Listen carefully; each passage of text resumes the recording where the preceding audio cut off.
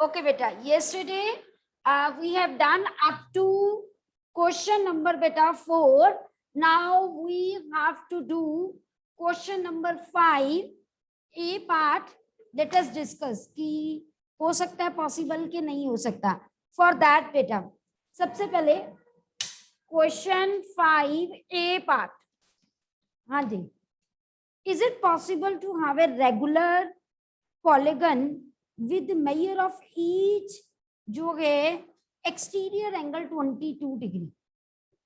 अगर देखा जाए हम क्या करें, हम मान के चलते हैं कि यस पॉसिबल है. अगर पॉसिबल है तो n इंटू एक्स 360 की डिग्री के इक्वल होना चाहिए ना. हम n निकालेंगे.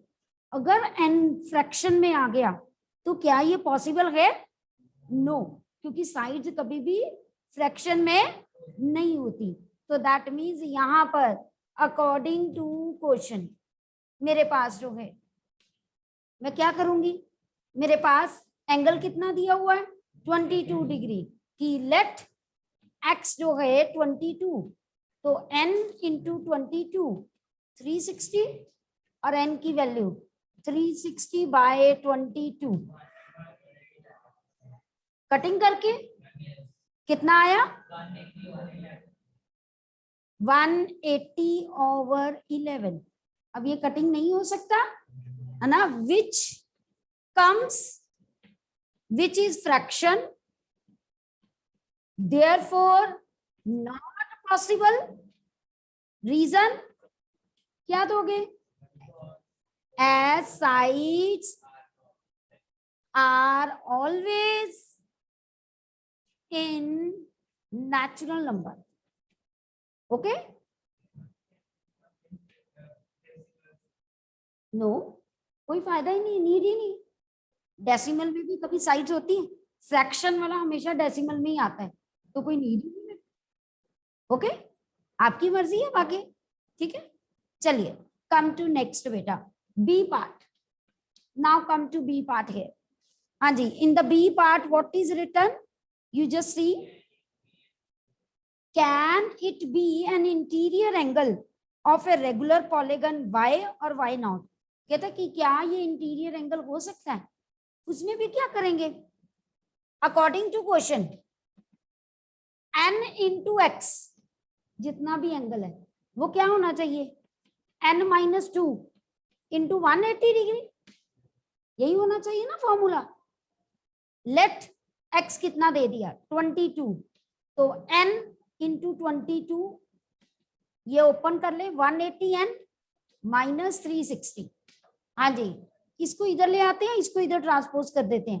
तो मेरे पास क्या आया बेटा 360 equal to 180n minus 22n. 360 22 किया मेरे पास 8 और 7 में से 2 गए 5 और ये 1. तो n is equal to 360 by 158. हाँ जी, मल्टी करके देखिए, कटिंग 2 पे करके देखे, 2 1 दा 2 8 दा 2 0 दा. हाँ जी, 2 7 दा 2 9 दा. कटिंग हो रही है आगे, कोई पॉसिबिलिटी है आगे. ये भी फ्रैक्शन में है, आपने डेसिमल में निकालना, डेसिमल में निकाल दीजिए, कोई प्रॉब्लम नहीं. पॉसिबिलिटी नहीं है, reason n comes in fraction. तो as n is not a natural number, therefore जो है इंटीरियर एंगल, आप वर्डिंग जैसे मर्जी लिख सकते हो, interior angle can't be 22 degree for a regular polygon. Okay, बात समझ आई बेटा सबको? कोई मुश्किल तो नहीं ना. हाँ जी, नेक्स्ट बेटा क्वेश्चन नंबर 6 में देखिए बेटा. क्वेश्चन नंबर 6 में आगे से ऊपर लिख दूंगी बेटा. Question number 6.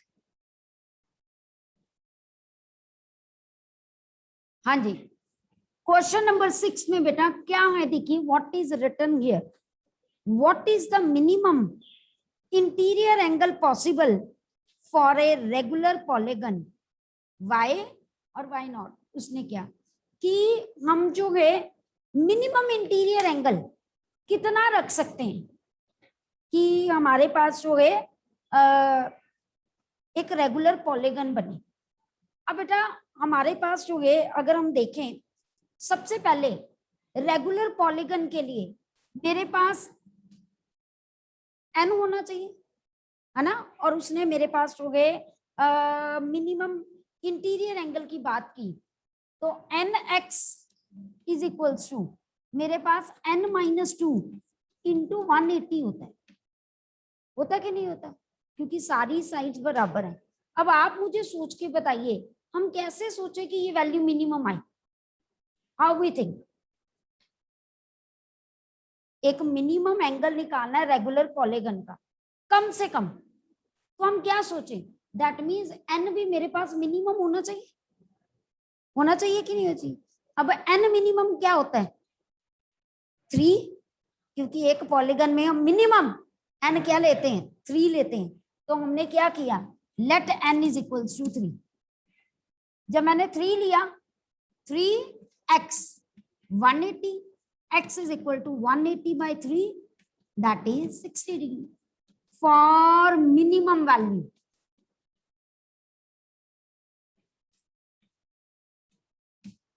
ओके बेटा,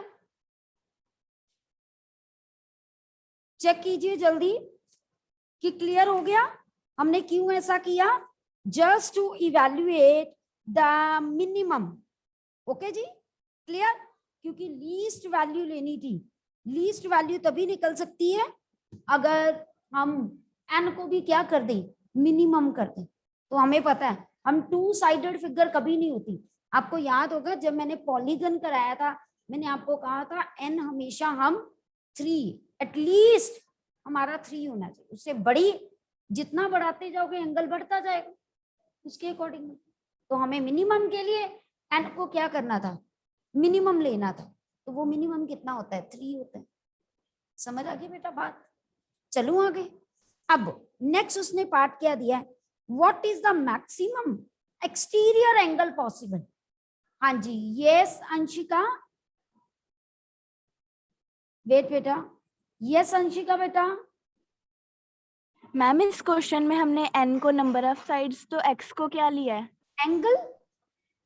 एंगल ही तो निकालना है।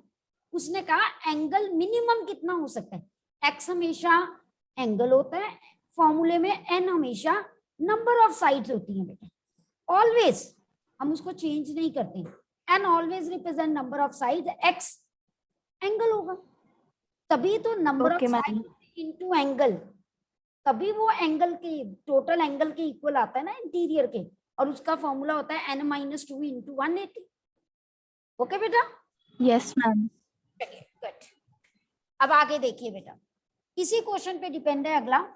उसने कहा अगर हमारे पास, हमने पहले में निकाला मिनिमम इंटीरियर एंगल, अब वो बात कर रहा है exterior angle, maximum exterior angle कितना हो सकता है। देखो ये फिगर है, अगर ये 60 है मिनिमम, तो ये ऑब्वियस है क्या होगा मैक्सिमम होगा, और क्लियर कट है वो लीनियर पेयर से कितना आ जाएगा 120 आएगा कि नहीं। एक चीज अगर ये मिनिमम है इधर मैक्सिमम, ये मैक्सिमम होगी तो बाहर वाला मिनिमम हो जाएगा। ओके जी, तो that means from part 1 minimum interior angle is equals to 60 degree. Therefore, maximum exterior angle 180 minus 60 degree 120 degree। ये फिगर भी साथ बनाते हैं कि ये मिनिमम,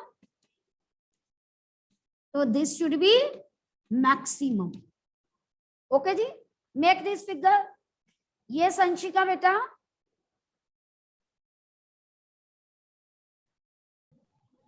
मैम अगर हमें सिर्फ यही पार्ट आएगा तो हम वो पहले मिनिमम वाला भी बनाएंगे बेटा बिल्कुल, अगर आपको कहा है कि आप सीधा कैसे बता सकते हो, पॉसिबिलिटी नहीं है ना कि कब मैक्सिमम होगा। अच्छा हाँ, आप ऐसे भी कर सकते हो बेटा, let us do directly also. ये लीजिए, देखिए मेरे पास जो है कि nx is equal to 360 degree होता है फॉर एक्सटीरियर। देखो शॉर्टकट में बता रही हूं। अब देखिए मुझे एंगल निकालना है, इस चीज को मैक्सिमम करना है।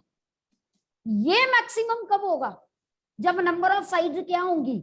मिनिमम होंगी कि नहीं होंगी? तो n minimum, therefore let n is equal to 3 minimum value. ऐसे भी कर सकते हो डायरेक्टली।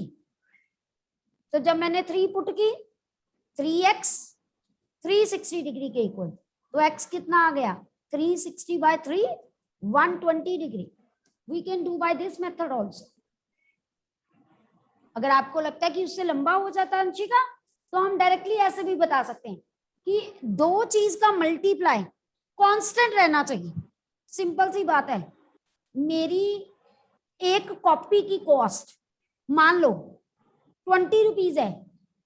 मेरे फादर ने या आपके फादर ने मान लो कि आपको दिए 100 रुपीज, तो कितनी कॉपीज निकालोगे? 5 कॉपीज लोगे। अगर मैं चाहती हूं कि मैं मैक्सिमम कॉपीज लूं, मैक्सिमम कॉपीज कब ले सकती हूँ? जब पर कॉपी का कॉस्ट क्या हो जाए?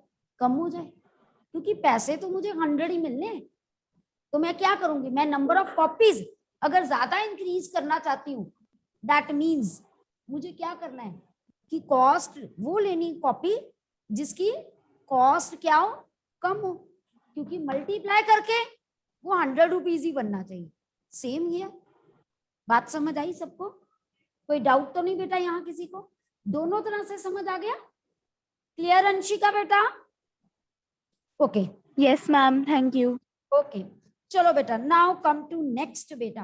अब हमारा मेन एम आ रहा है, जो हमने अंडरस्टैंडिंग क्वाड्रिलेटर्स है ना, शेप, अभी तक जो हमने सुना है या अंडरस्टैंड किया, वो क्या किया है?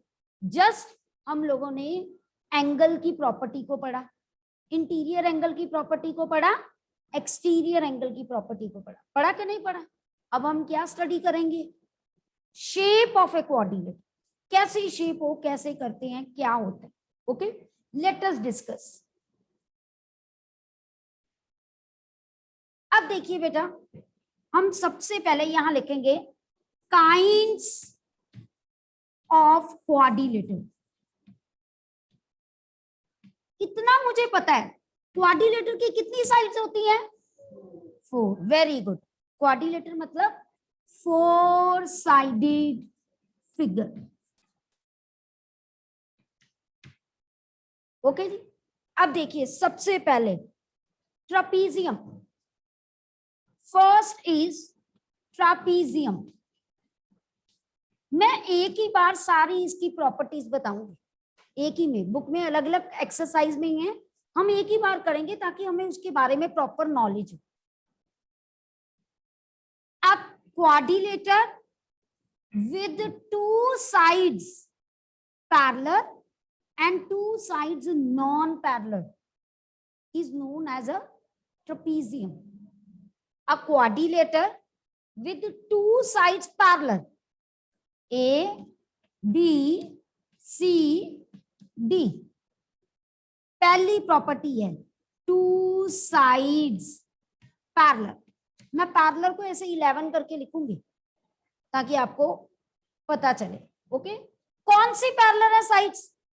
ए B parallel to D C या C D, and second 2 sides non parallel. कौन सी 2 साइड्स नॉन पैरेलल हैं? ए डी जो है not parallel to B C. ये पैरेलल के साइन को काट दो तो ये नॉट पैरेलल बन जाए। ओके, अब ये तो एक डेफिनेशन है, ये पूरी डेफिनेशन 2 पॉइंट्स को कवर करती है। ठीक है, अब इनकी प्रॉपर्टीज देखें तो अगर ये पैरेलल है, ये पैरेलल है, ये इसका ट्रांसवर्सल बन गया है ना। हमने ये किया हुआ है दो पैरेलल साइड उसको कोई ट्रांसवर्सल काटता है तो अंदर अंदर वाले एंगल, ट्रांसवर्सल और पैरेलल लाइन वाला एंगल, ट्रांसवर्सल और पैरेलल लाइन वाला एंगल, इन दोनों का सम हमेशा 180 डिग्री होता है। रीजन पता है? को इंटीरियर एंगल्स हमने किया हुआ ना पैरेलल लाइन के कॉन्सेप्ट में, इसे क्या कहते हैं? को इंटीरियर। याद करने का तरीका पता क्या? को से कोल कोल, ये पास पास है ना, अंदर अंदर। इंटीरियर मतलब पैरेलल लाइन के अंदर, हाँ, बट होना एक ही। को मतलब कोल कोल, मैंने अभी समझाया, ठीक है ना। अब ये कोल कोल है, पास पास है, ट्रांसवर्सल के एक ही साइड पे होना चाहिए। अगर कोई इधर हो गया, इन दोनों का सम 180 नहीं होता, क्योंकि मान लीजिए ट्रांसवर्सल एक लेन है आपके घर की, एक एंगल इधर है, एक गली के इधर, एक गली के उधर, तो ये पास पास हुए? नहीं हुए, तो ये नहीं हो सकता। ठीक है, कौन से होने हैं? इन दोनों का सम, कोल कोल, अंदर अंदर। को मीन्स कोल कोल, इंटीरियर मतलब अंदर अंदर। वैसे भी ट्रेपीजियम के ये 4 ही तो एंगल्स होते हैं ना, तो क्यों लगाया ये? क्योंकि ये को इंटीरियर एंगल्स हैं, और को इंटीरियर एंगल का सम क्या होता है? 180 डिग्री। ठीक है जी, क्लियर टू एवरीवन? तो प्रॉपर्टी क्या लगा सकती हूँ मैं? क्यों बता रही हूँ? ये प्रॉपर्टी हो भी नहीं सकती, अंडरस्टूड है पहले, जस्ट क्योंकि कहीं ना कहीं क्वेश्चंस में हम इसको यूज करेंगे तो तब बच्चों को समझ नहीं आती। तो मैं हर फिगर के साथ जो जो रूल्स लग सकते हैं किसी एंगल को कैलकुलेट करने के, मैं लिख रही हूँ। ओके, समझ आ गई? Note down, angle A plus angle D 180 degree आप लिखोगे को इंटीरियर एंगल्स। और ऐसे ही बी सी डी, ये पैरेलल लाइंस है, ये ट्रांसवर्सल है ना, तो बी प्लस सी 180 डिग्री, सेम रीजन, को इंटीरियर एंगल्स। ये को interior angle, corresponding angle, alternate angles हमेशा तब लगते हैं जब दो पैरेलल लाइंस को एक ट्रांसवर्सल कट करता है। क्या करता है? कट करता है। बात समझ आई? क्लियर? ठीक है जी, मेरे पास जो गए। अच्छा, अब हम देखते हैं, मैं कुछ फिगर्स बनाती हूँ, आपने मुझे बताना है वो ट्रेपीजियम है कि नहीं है। Let us see. हाँ जी, is it a trapezium? How many of you saying कि yes? Just raise your hand. Only one, very good. 2, सोच के, ये क्या है? ट्रेपीजियम है ना, तो मैंने यही पूछा, is it a trapezium? Yes, तो यस, क्योंकि ये पैरेलल साइड्स हैं और ये दोनों नॉन पैरेलल साइड्स। अच्छा, एक और बनाती हूं, is it a trapezium? This is not a trapezium. मेरे पास कोई ये नहीं कहना, ये अगर इसके पैरेलल भी है, ये भी पैरेलल हो गया ना। ट्रेपीजियम में तो दो साइड्स नॉन पैरेलल होनी ही चाहिए, तो this is not a trapezium. Okay, बात समझ आई? एक और फिगर बनाओ, लेट अस ड्रॉ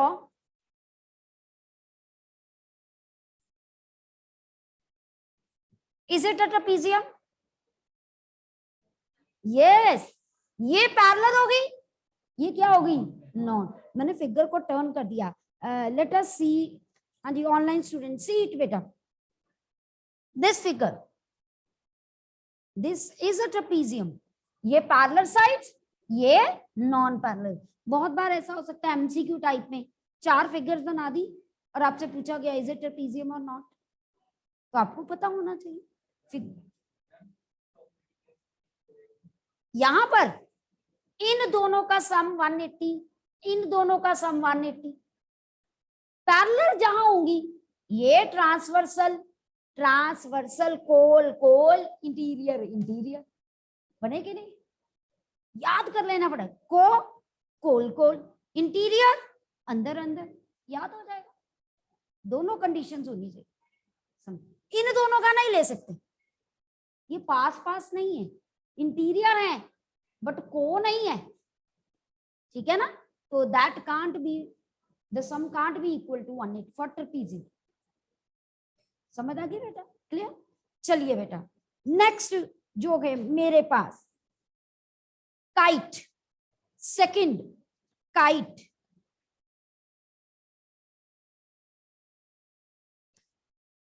अब काइट एक स्पेशल टाइप ऑफ कोऑर्डिनेटर है जिसमें बेटा क्या होता है, adjacent sides are equal. Boys ने काइट बहुत बार देखी होगी, गर्ल्स भी देखते हैं, आज तो गर्ल्स भी उड़ाते हैं, कहीं कम नहीं है गर्ल्स भी किसी से, है ना? तो सेकेंड टाइप काइट्स, ये देखिए जितना ये उतनी ये, आपको छोटे होते से काइट बनवाते हैं, मैम कहते हैं पहले ऊपर ऐसे वी बना लो, फिर इसका और इसका ऐसे। एडजेसेंट साइड्स, ये इसके इक्वल, ये इसके। इस सिंबल का मतलब पता क्या होता है? इक्वल। मतलब अगर यहाँ 1 लगाया, यहाँ 1, तो दैट मीन्स ये दोनों साइड्स इक्वल है, ये दोनों साइड इसके इक्वल। ओके जी? तो ए बी सी डी लिखिए बेटा, definition write down. Two kite is a special type of quadrilateral. Kite is a special type of quadrilateral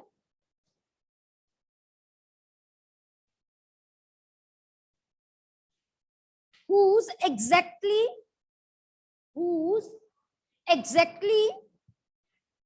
distinct consecutive pairs, whose exactly two distinct consecutive या consecutive, आप जैसे मर्जी बोल सकते हो, consecutive pairs of sides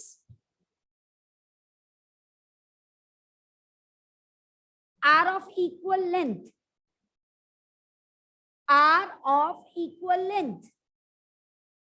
What does it mean?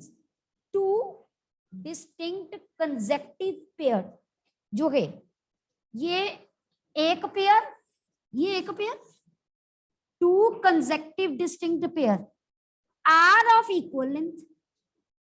मतलब एक pair का अपनी लेंथ होनी चाहिए, दूसरे पेयर की अपनी। That is A B is equal to A D and B C is equal to D C. That is A B is equal to A D and B C is equal to D C. समझ आ गई बात बेटा सबको? Now come to next बेटा, इसकी कोई property ऐसे नहीं है। हाँ मैं ये बता दूं, इसके डायगोनल्स इक्वल नहीं होते, इसके डायगोनल जो हैं वो इक्वल नहीं होते। लिख लीजिए, the diagonals of kites, the diagonals of kite are not equal. The diagonals of kite are not equal.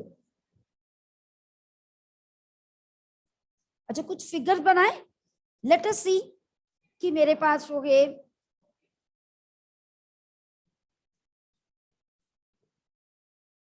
हाँ जी, इज इट अ काइट? क्यों नहीं है? वेरी गुड, 5 साइडेड फिगर होगी तो that is not a kite. अच्छा एक और देखते हैं, is it a kite?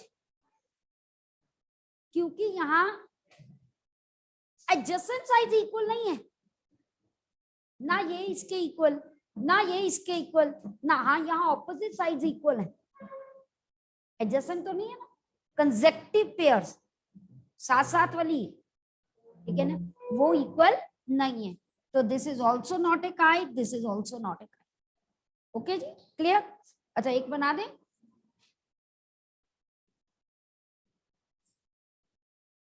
Is it a kite? Clear cut. ये इसके इक्वल है, ये इसके। यहाँ मार्क किया होता है कि दीज आर इक्वल, क्योंकि मार्क नहीं किया गया तो हमें पता ही नहीं चलेगा। समझ आ गई बेटा सबको? चलिए नेक्स्ट मेरे पास वो है पैरेललोग्राम, जिसको पैरेललोग्राम वैसे बोलते हैं, हम बोलते हुए शॉर्टकट कर देते हैं पैरेललोग्राम, वैसे पैरेललोग्राम होता है एग्जैक्ट प्रोनाउंसिएशन। तो आज उसके बारे में, ये बहुत इंपॉर्टेंट कोऑर्डिनेटर है, बहुत ही इंपॉर्टेंट, बहुत सारी प्रॉपर्टीज हैं इसकी, है ना। पहले तो देखिए थर्ड पैरेललोग्राम, ये फिगर। हाँ जी, मैं तो बहुत बार शॉर्ट फॉर्म में ना ऐसे पैरेललोग्राम लिख देती हूँ, पैरेललोग्राम जीएम, ठीक है, आपने पूरा लिखना है। Okay, parallelogram. ओके जी। अब बेटा मेरे पास हो गए सबसे इंपॉर्टेंट प्रॉपर्टी पैरेललोग्राम की। पहले तो डेफिनेशन लिखिए। A parallelogram is a quadrilateral. A parallelogram is a quadrilateral whose opposite sides are parallel and equal.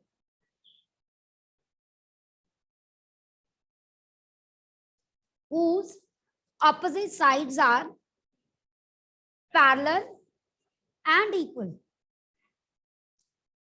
अगर हम अकेला पैरेलल भी लिख देना तो वो अपने आप इक्वल होगी। रीजन, आप ऑपोजिट साइड्स को पैरेलल बना रहे हो, ऐसे ऐसे और ऐसे, तो ये अपने आप इक्वल कट होगा बेटा, 100% इक्वल कट होगा।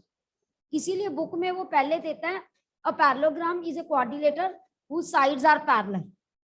जब पैरेलल होगा तो अपने आप वो ऑपोजिट साइड्स होंगे, इक्वल कट ही होंगे, ठीक है। बट हम डेफिनेशन को क्लियर करते हैं। अब प्रॉपर्टीज लिखिए पैरेललोग्राम की, राइट डाउन द प्रॉपर्टीज। सबसे पहली प्रॉपर्टी बेटा, इसके ऑपोजिट एंगल्स ना हमेशा इक्वल होते हैं।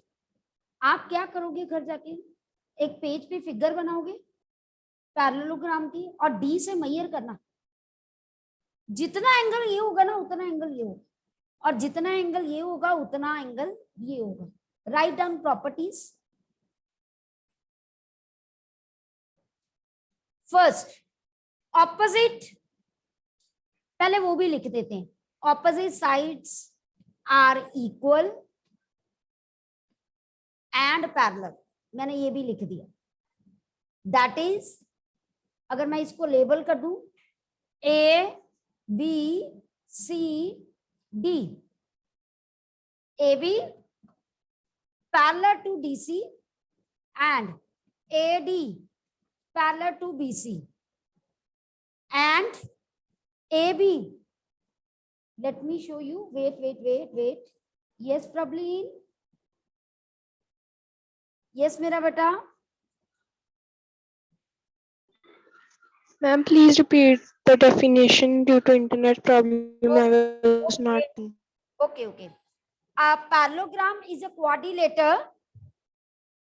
A parallelogram is a quadrilateral whose opposite sides are equal and parallel. Whose opposite sides are equal and parallel. हाँ जी, AB parallel to DC, AB equal to DC, AD parallel to BC, AD equal to DC। Second जो मैंने अभी बताई थी, opposite angles are equal. आप mention कर दोगे कि कौन से इक्वल है मेरे पास, मेंशन कीजिए।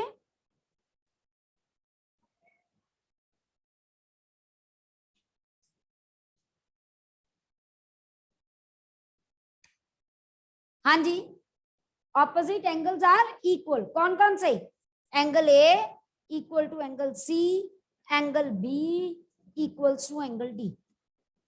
ओके, अब एक और चीज देखिए, जब भी दो साइड से पैरेलल की बात हो ना, तो तो दिमाग में को इंटीरियर आ ही जाना चाहिए अपने। अब देखिए ये दोनों पैरेलल साइड्स है, ये क्या बन गया ट्रांसवर्सल। तो मेरे पास ये दोनों एंगल का सम क्या हो गया 180 डिग्री को interior angle. You just note it down, angle A plus angle D 180 degree को interior angles. Now angle B plus angle C 180 degree को interior angles. This is third property, same जैसे trapezium में होता, मैंने reason specify किया। अब next मेरे पास property, इसके डायगोनल्स की बात करें, आपको ये तो हमने बता दिया कि इसमें डायगोनल्स 2 होंगे, है ना। अब इसके जो डायगोनल्स है ना वो बाइसेक्ट करते हैं each other. What does bisect means? Equal parts में डिवाइड कर। दैट मीन्स जितना पार्ट यहां इधर है उतना ही पार्ट नीचे, जितना पार्ट ये है उतना ही पार्ट ये। Okay, write down. Fourth property, diagonal of parallelogram ABCD bisect each other,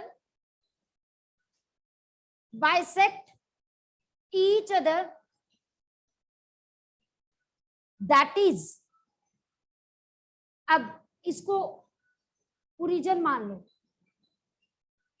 O, अगर बाइसेक्ट करते हैं दैट इज जो OB is equal to OD, ये दोनों बराबर हैं बट ये हाफ ऑफ DB के इक्वल है। अगर बाइसेक्ट करते हैं तो जो छोटा पार्ट है वो पूरी का क्या है हाफ ही होगा ना। Similarly and OA equal to OC half of AC। Okay जी, बात समझ आई बेटा? क्लियर हुआ? ये बहुत इंपॉर्टेंट है, 10th तक ये प्रॉपर्टी आपकी जो है वो चलनी है, ठीक है जी। अब बेटा मेरे पास जो है इसी पर बेस्ड अब हम करेंगे, हाँ जी, let us do questions related with this.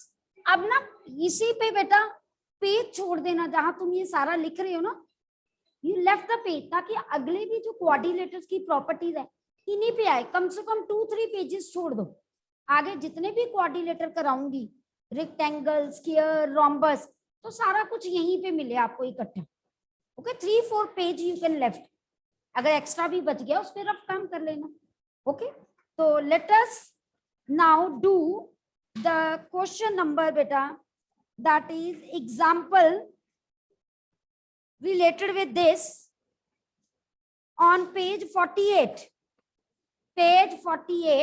example 3. Let us see कि वो क्या कहता है। हाँ जी, now बेटा example C is on page 148, find the perimeter of a parallelogram PQ